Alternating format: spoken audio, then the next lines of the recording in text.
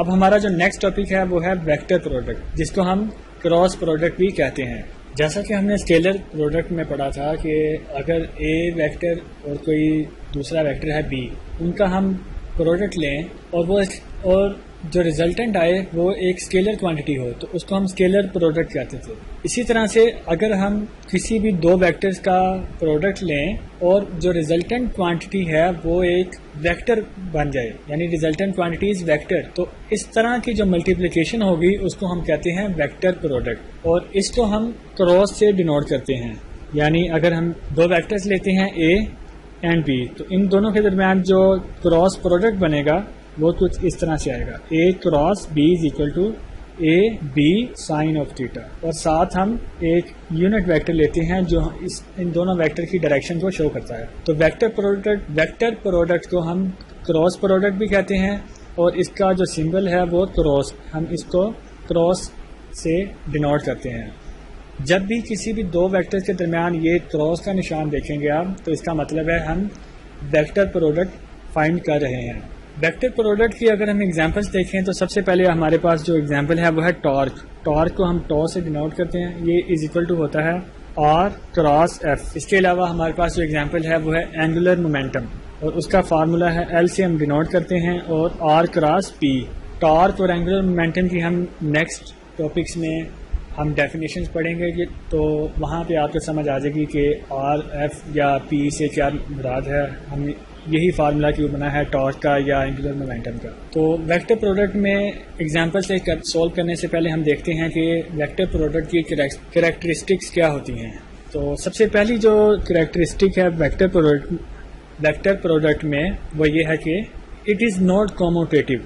Vector product जो है ये आपने याद रखना है, कॉमोटेटिव नहीं है। स्केलर प्रोडक्ट हमें पता है A dot B is equal to B dot A होता है, लेकिन A cross B is not equal to B cross A. इसकी रीज़न ये है कि जब हम डायरेक्शन फाइंड करते हैं ए क्रॉस बी की राइट हैंड रूल की मदद से, तो ये दोनों एक दूसरे के टोटल ऑपोजिट आते हैं। ए क्रॉस बी की जो डायरेक्शन है वो ऑपोजिट होती है बी क्रॉस ए के, तो जो ए क्रॉस बी है ये इक्वल आता है माइनस बी क्रॉस ए के। तो ये रीज़न है कि जिसकी वजह से जो वेक्टर प्रोडक्ट है वो कॉमोटेटिव नहीं है। दूसरी जो कैरेक्टरिस्टिक है वेक्टर प्रोडक्ट में, उसमें यह है कि अगर ए वेक्टर और बी वेक्टर दोनों आपस में परपेंडिकुलर हैं तो इनके दरमियान ए क्रॉस प्रोडक्ट क्या होगा, ए क्रॉस बी क्या होगा। तो आपने याद रखना है जब भी ए और बी एक दूसरे के परपेंडिकुलर हैं और अब हम उनका वेक्टर प्रोडक्ट फाइंड करने लगे हैं, तो A cross B is equal to आता है ए बी और एन जो उनका यूनिट वेक्टर है जो हमें डायरेक्शन बताता है ए बी की। तो ये इसके इक्वल आ जाएगा क्योंकि थीटा इनके दरमियान बनेगा 90, और आपको पता होगा कि साइन 90 इज इक्वल टू 1। तो जब भी ए और बी आपस में परपेंडिकुलर हैं तो ए बी का जो क्रॉस प्रोडक्ट है वो आएगा ए बी के इक्वल। थर्ड पॉइंट जो है वो ये है कि अगर हम बात करें आई जे और के यूनिट वेक्टर्स की, तो इनके दरमियान जो क्रॉस प्रोडक्ट है वो क्या वैल्यू देगा।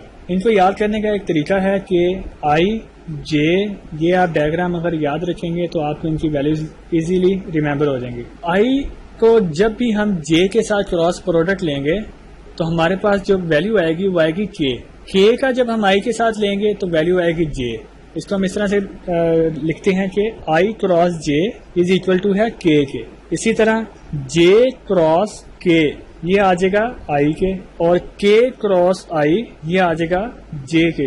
ये जो चीज है इसको हम इस डायग्राम की मदद से याद रख सकते। हमने क्लॉकवाइज डायरेक्शन में मूव करना है। I cross J is equal to आ जाएगा के क्रॉस आई आ जाएगा जे के इक्वल, और जे क्रॉस के आ जाएगा आई के इक्वल। लेकिन अगर हम एंटी क्लॉकवाइज मूव करेंगे, फॉर एग्जांपल आई क्रॉस के, तो हमारे पास नेगेटिव साइन आएगा। फॉर एग्जांपल आई क्रॉस के जो है ये हमारे पास आएगा माइनस जे के इक्वल। इसी तरह के क्रॉस जे माइनस आई के इक्वल आएगा, और J cross I is equal to आएगा माइनस के इक्वल। तो ये जो डायग्राम है ये काफ़ी इंपॉर्टेंट है, जो आपको इनकी जो वैल्यूज़ हैं, जो आंसर हैं, वो याद रखने में मदद दे सकती है। इसके अलावा आपने याद रखना है कि आई क्रॉस आई जो है equal to J cross J is equal to K cross K, ये 0 के इक्वल आएगा, क्योंकि आई क्रॉस आई का मतलब है ये एक दूसरे के पैरेलल हैं। जब ये पैरेलल होंगे तो उनके दरमियान जो एंगल बनेगा वो बनेगा 0 डिग्री, और साइन 0 जो होता है वो 0 के इक्वल होता है। लिहाजा जब भी दो वेक्टर पैरेलल होंगे तो उनके दरमियान जो क्रॉस प्रोडक्ट है वो 0 के इक्वल आएगा, और यही हमारी चौथी कैरेक्टरिस्टिक का पॉइंट भी यही है। Number 4th point is if two vectors A and B are parallel, ये जो सिंबल है ये पैरेलल के लिए शो करवाता है। A and B are parallel, then their cross product A cross B will be 0, क्योंकि जो थीटा बनेगा वो 0 बनेगा, तो साइन 0 क्या है वो 0 के इक्वल होता है। Number 5th point is A and B are anti parallel if vector A and B vector are anti parallel, तब क्या होगा? याद रखें, अगर ए और बी एक दूसरे के पैरेलल हैं तब भी उनका ए क्रॉस बी 0 होगा।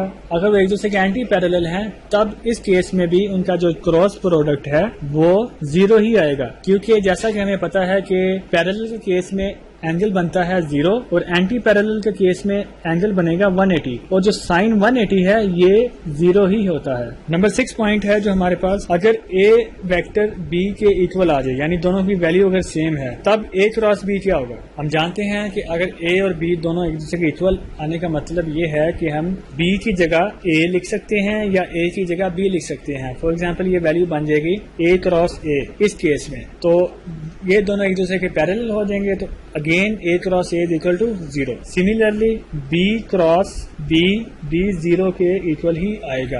अब जो 7 पॉइंट है वो काफ़ी इंपॉर्टेंट पॉइंट है, और अक्सर आप जो स्टूडेंट्स हैं इसमें गलती कर जाते हैं, और ये पेपर में भी अक्सर न्यूमेरिकल टाइप का जो क्वेश्चन है वो इसी पॉइंट पे बेस करेगा, तो आपको ये पॉइंट अच्छी तरह से समझना चाहिए। नंबर 7 पॉइंट क्या है कि हम A क्रॉस B फाइंड करेंगे रेक्टेंगुलर कंपोनेंट्स की बेस पे। हमें पता है कि A वेक्टर के जो रेक्टेंगुलर कंपोनेंट्स बनेंगे वो बनेंगे AXI plus AYJ plus AZK।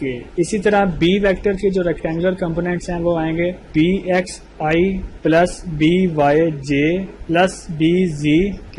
इस केस में जब हम A क्रॉस B फाइंड करेंगे तो एक तो हमारे पास काफ़ी लेंथी मेथड आएगा कि हम AX को B के तमाम रेक्टेंगुलर कंपोनेंट से मल्टीप्लाई करवाएं या क्रॉस प्रोडक्ट लें, फिर AY को लें, फिर AZ को लें। तो इस लेंथी जो मल्टीप्लिकेशन है इससे जो हमारे पास फाइनल रिजल्ट आएगा वो कुछ इस तरह से आएगा AX AY BZ minus AZBYI plus, तो ये हमारे पास वैल्यू आएगी AY BZ माइनस AZBY, और जो उनके साथ यूनिट वेक्टर आएगा वो I आएगा, प्लस AZBX माइनस AXBZ, और उनके साथ जो यूनिट वेक्टर आएगा J, plus AXBY minus AYBX, और उनके साथ जो यूनिट वेक्टर आएगा K। लेकिन ये काफ़ी लेंथी प्रोसीजर बनेगा। जो आसान इसका शॉर्टकट है, जब भी आपके पास अगर इस तरह के क्वेश्चन आ जाए न्यूमेरिकल में भी, तो आप क्या करेंगे, आप क्रॉस प्रोडक्ट जो है वो इस तरह से फाइंड कर सकते हैं।